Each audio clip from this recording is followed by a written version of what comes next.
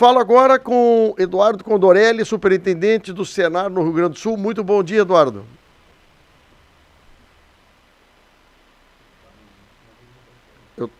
Alô, Eduardo.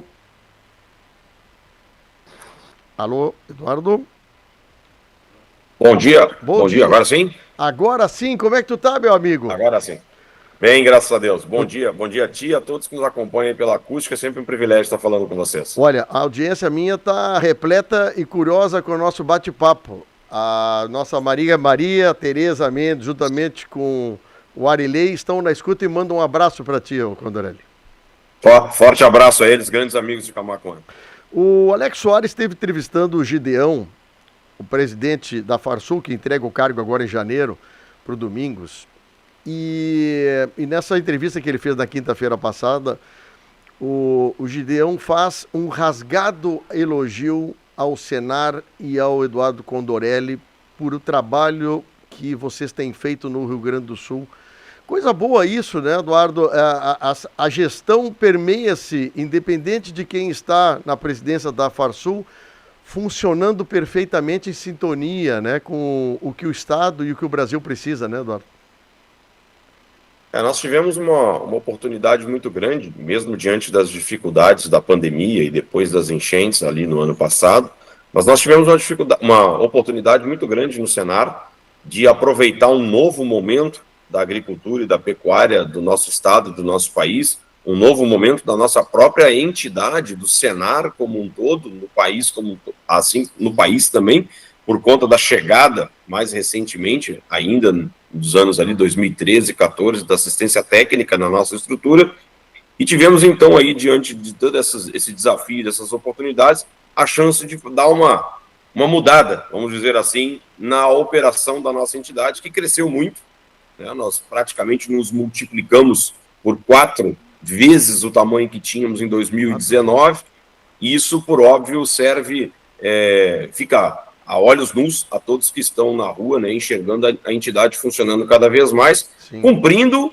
com a sua missão institucional. Yeah. Eu sempre digo que o sistema S como um todo, ele é um milagre na estrutura da administração pública, porque lá na década de 40, mais de 80 anos atrás, alguém, talvez porque uma estrela cadente passou por cima do Palácio do Catete naquele dia, disse que a educação profissional, que é uma obrigação do Estado brasileiro, não seria feita e conduzida pelo Estado, mas que o Estado se valeria dos recursos da sociedade e iria transferir, talvez, para a primeira parceria público-privada da história do Brasil, ainda na década de 40, entregando a gestão pública, a gestão privada, sobre regras públicas, a administração de um recurso para que um trabalho do Estado fosse feito. E aí a educação profissionalizante no Brasil nasce desse jeito, lá no Senai e no Senac,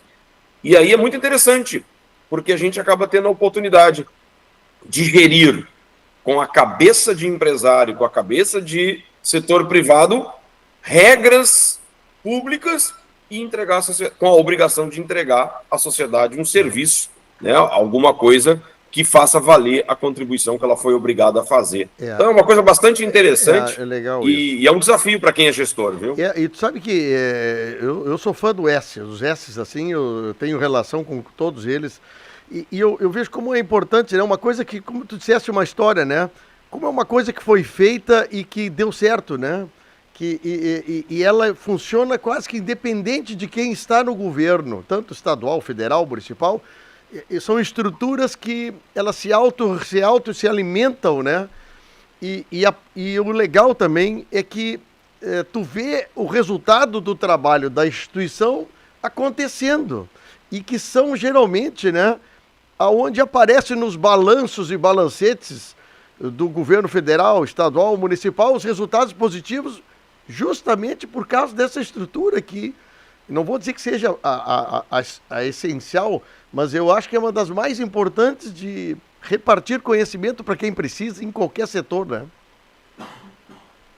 A gente tem essa questão, né, justamente de ser uma coisa até muito específica, o tipo de estrutura jurídica que a gente tem. Nós não somos nem iniciativa privada, nem setor público. Nós somos o que se chama, e nem uma empresa estatal, que seria pública. Sim. Nós somos o que eles chamam de paraestatal, ou seja, caminha ao lado do Estado.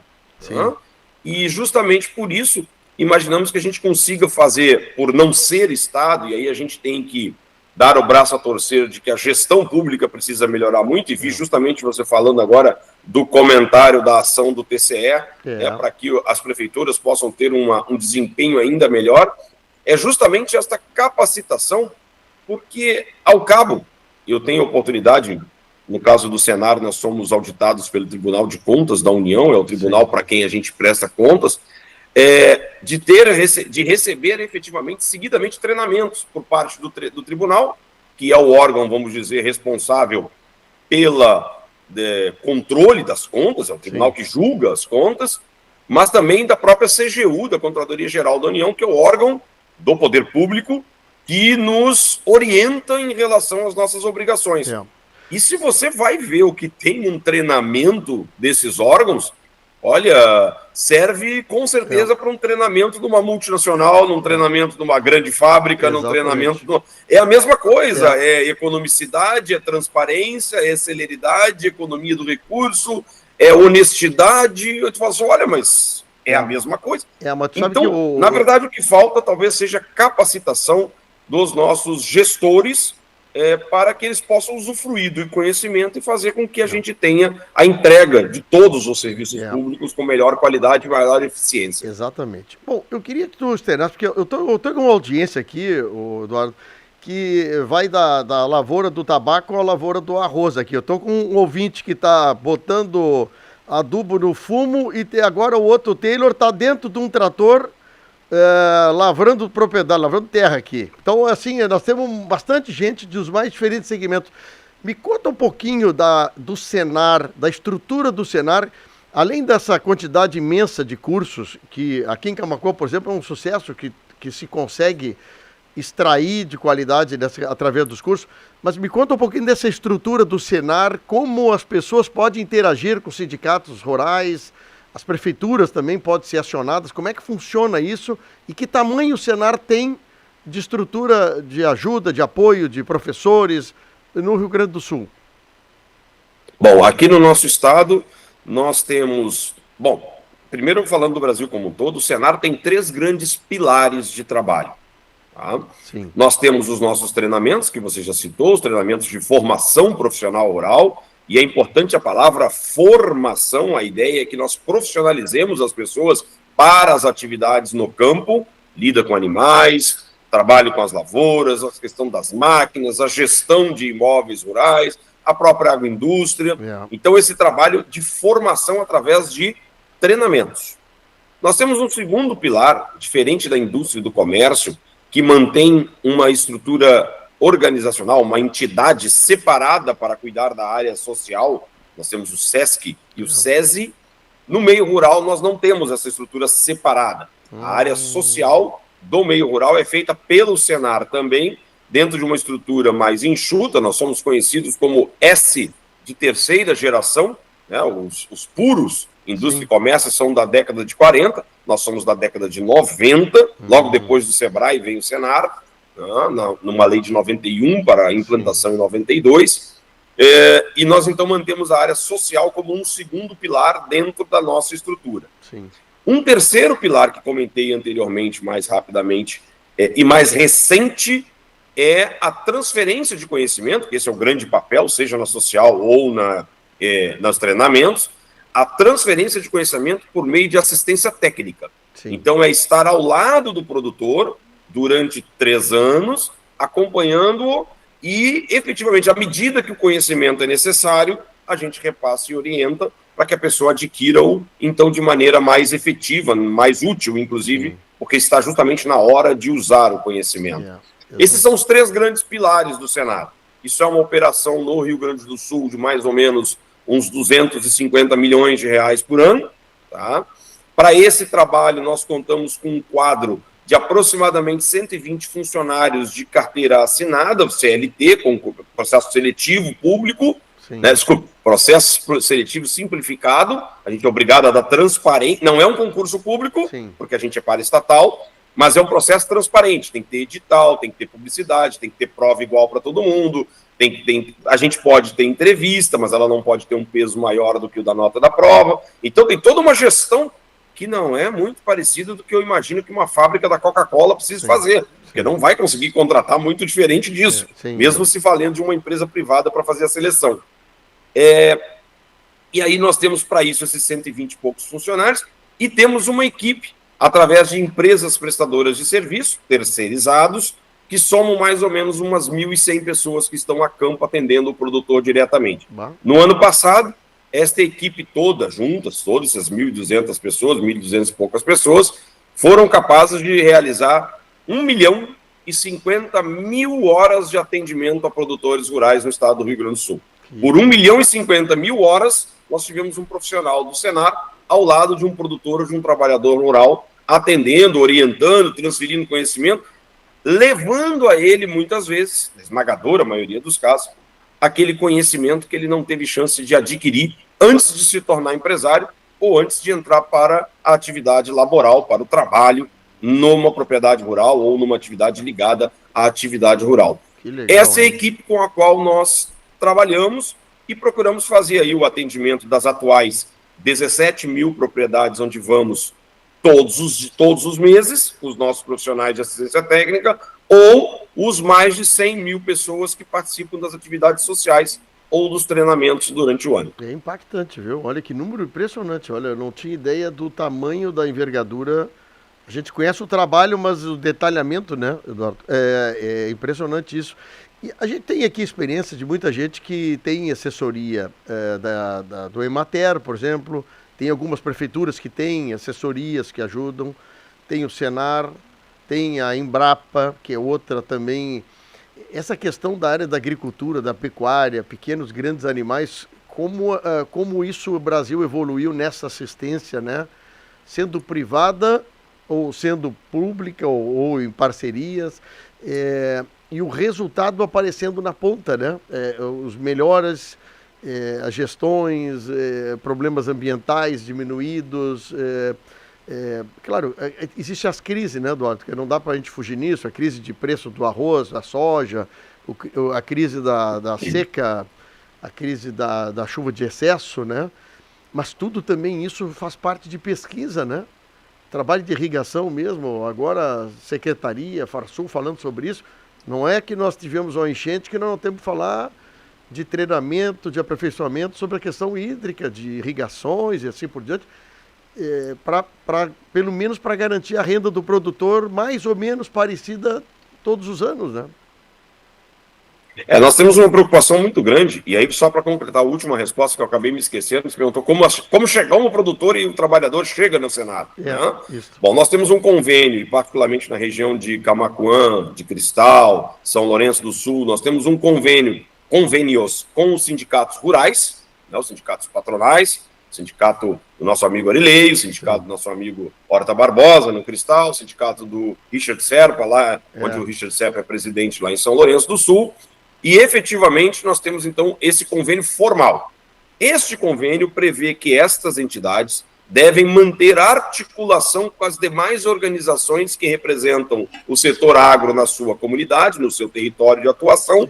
Portanto, o Sindicato Rural de Camaquã, ele mantém relação com a Prefeitura Municipal, ele mantém relação com um grande irmão que nós temos, que é a Emater, né, mantém relação com o SEBRAE, mantém relação com a cooperativa, com a UD, mantém uma relação com todos os órgãos que se relacionam à questão da produção, para a identificação das possíveis necessidades que poderiam ser atendidas pelo Senar, até porque a gente tem uma ação que não é gratuita, eu sempre digo que não é gratuita, a gente não cobra nada na hora da participação, mas todos os produtores rurais contribuíram obrigatoriamente para o Senar, com 0,2% da sua arrecadação, e, portanto, quando usam o serviço do Senar, eles têm, na verdade, a devolução em serviço daquilo que eles contribuíram.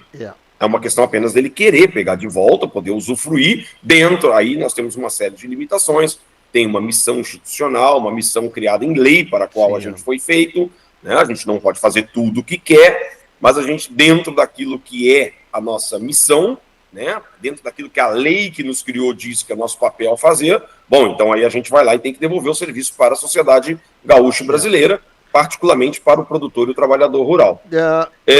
Com relação... Pode seguir, só seguir teu pensamento. Assim, com relação a essa tua segunda pergunta, né, justamente esse avanço todo da agricultura e da pecuária do Brasil, se a gente pensar que até 1997 nós éramos um país, né, no saldo da balança comercial importador de alimentos, né, entre o café que vendíamos, o açúcar que vendíamos, mas entre todo o resto que nós comprávamos, até carne de Chernobyl nós andamos comprando na década de 80, porque não tinha carne no Brasil, né?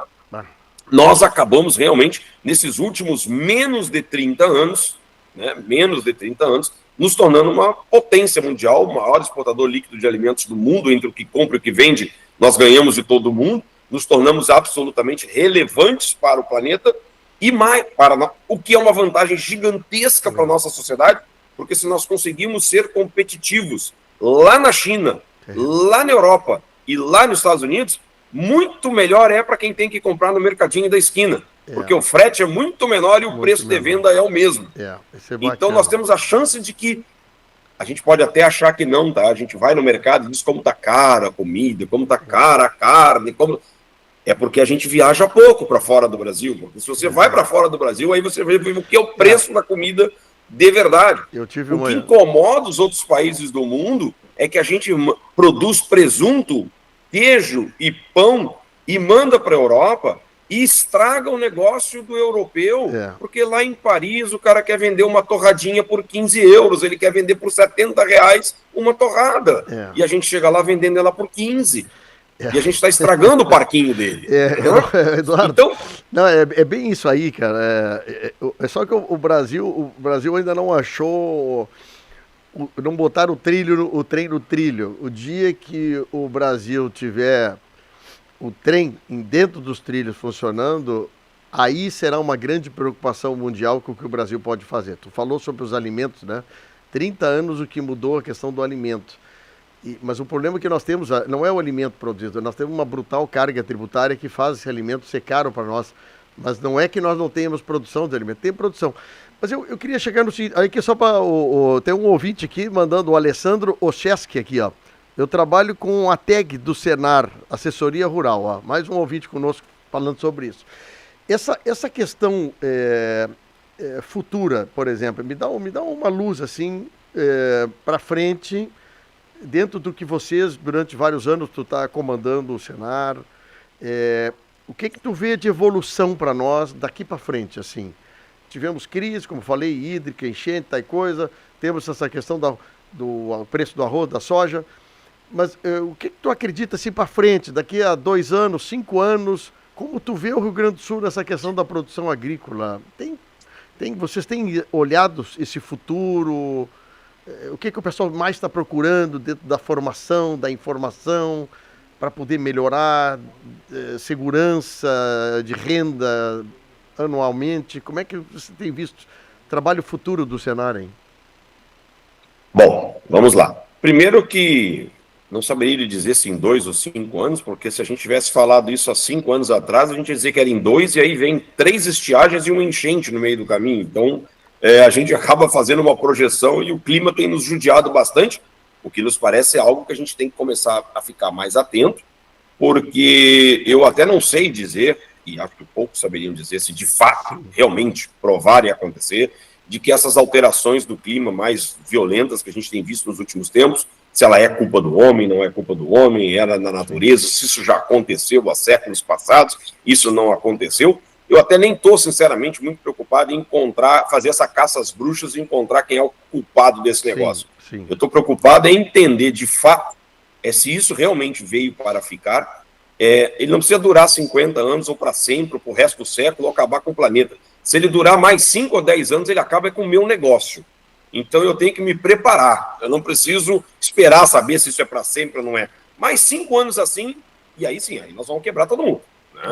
Então a gente tem que se preparar, e aí muito me preocupa, e nós temos dedicado muito esforço no Senar, a questão não da irrigação somente, mas sim do manejo da água nas nossas lavouras, e aí estou falando de esgotamento, para quando quiser plantar soja na várzea. Estou falando da questão da irrigação, com certeza, nas lavouras de sequeiro. Estou falando de perfil de solo, que nós praticamente perdemos no Rio Grande do Sul, e estamos trabalhando, como diz o Caio Viana, presidente da CCGL, da Cotrijuc, plantando soja em um pote de margarina de 10 centímetros, 12 centímetros de profundidade. É isso que nós estamos tendo de solo. As nossas raízes não estão descendo e, consequentemente, não estão buscando a água que está lá embaixo, em muitos dos solos do Rio Grande do Sul. Então, a gente tem que ter a condição de criar, como bem tu dissesse, um mínimo de resiliência para trazer estabilidade para o nosso negócio. Eu não estou tão preocupado mais em produzir 80 sacos por hectare de soja. Eu estou preocupado em não produzir menos que 35. Porque com 35 eu não vou ficar rico, não vou ficar... Pelo contrário, periga passar bem apertado e ter até que dar uma controlada nos investimentos. Mas eu não vou quebrar. Né? Eu quebro com 10, eu quebro com 15, eu quebro com 20, se eu quebro. 3 anos de 20, 3 anos de 11, está quebrado. Quebrado mesmo. Então a gente tem realmente que se preocupar com essa estabilidade. Tá? Mas eu tenho uma coisa que me norteia muito, que é a questão particular. Eu sou... Meu avô era do sistema financeiro, trabalhou em banco a vida inteira, e ele às vezes me disse uma vez uma coisa que me marcou muito. E ele dizia, muito para quem é empresário, tá? Porque quem é empresário é um cara que sabe que a vida tem altos e baixos, sabe que tem valores de mercado oscilando, sabe que custo de produção muda, que fornecedor deixa na mão, que mercado leva e não paga. Bom, isso aí está no BRIC. Quem é empresário sabe que isso faz parte da vida.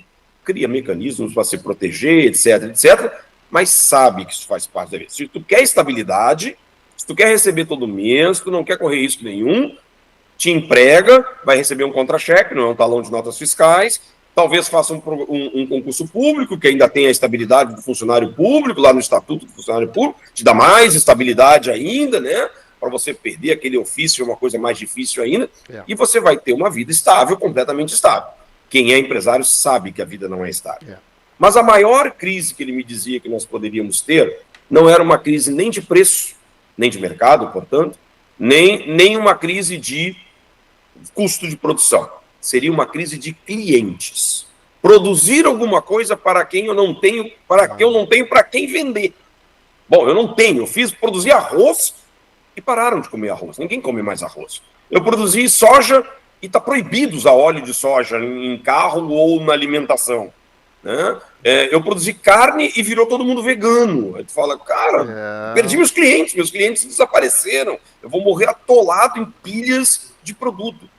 E essa é a grande e a excelente notícia. Cliente nós temos e vamos ter pelo menos pelos próximos 50 anos.